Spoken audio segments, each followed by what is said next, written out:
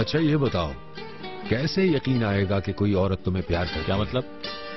यानी अगर वो तुमसे कहे कि मैं तुमसे प्यार करती हूँ तो हो सकता है वो सही कह रही हो, इसमें क्या बात है? तुम्हें खुद ही यकीन आ जाएगा। यकीन नहीं आ रहा, क्योंकि उसने आगाज ही अपनी गरज से किया है। हो सकता है कि वो एक अच्छी औरत हो, लेकिन मैं औरतों पर भरोसा नहीं कर सकता। नहीं भाई नहीं, ऐसा नहीं है। आखिर है कौन ये औरत? है कोई, तुम नहीं जानते उसे। अल्लाह, आखिर हुआ क्या है?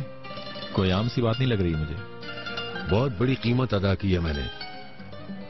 ओनर देखो, एक औरत को तुमने दिमाग पर सवार कर लिया, बड़ी अजीब बात है।